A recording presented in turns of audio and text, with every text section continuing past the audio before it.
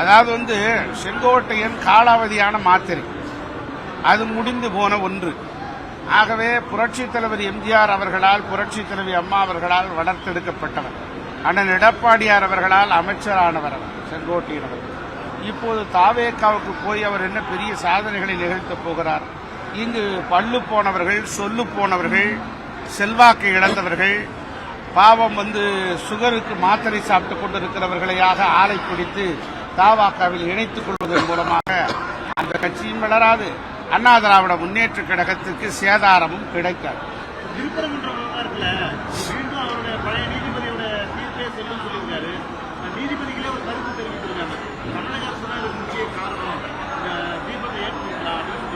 அதான் நீதிமன்றத்தினுடைய கடுமையான கண்டனத்துக்கு தமிழக அரசு உள்ளாக்கியிருக்கிறது. நீதிமன்றத்தினுடைய தீர்ப்பை செயல்படுத்தி இருக்க வேண்டும் தமிழக அரசு.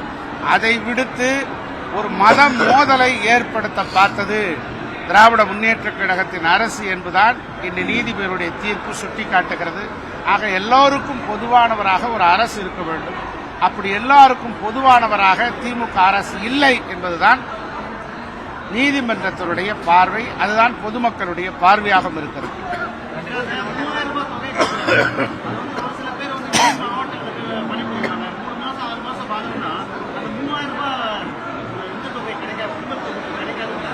இல்ல, 3000 ரூபாயை அனைவருக்கும் கிடைப்பதற்கு நடவடிக்கை எடுக்க வேண்டும். அதில் எந்த மாற்று கருத்தும் இல்லை. ஆனால் தேர்தலுக்கான நடவடிக்கை தான் இந்த 3000. கடந்த வருடம் எங்கே போனார்கள்? 2500 ரூபாய் அரசாங்கம் நம்முடைய அண்ணன் எடப்பாடியார் முதலமைச்சராக இருக்கிற போது தந்தது அண்ணா திராவிட முன்னேற்ற கழகத்தின் அரசாங்கம். இப்போது தேர்தலுக்காக இந்த அரசியலை நடத்துகிறார் ஸ்டாலின் அவர்கள். இது எடுபடாது. வாக்கு அரசியலை இருந்து அவர்கள் தோற்று போவார்கள்.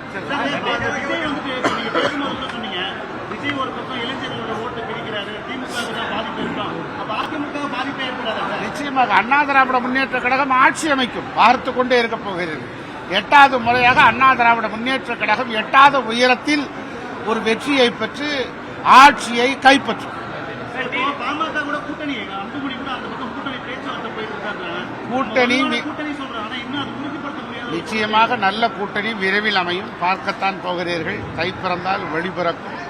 பொறுமையாக இருங்கள். நல்ல கூட்டணி அமைந்தவுடனே தலைமை கழகத்தின் சார்பாக உங்களுக்கு அறிவிக்க செய்வார்கள்.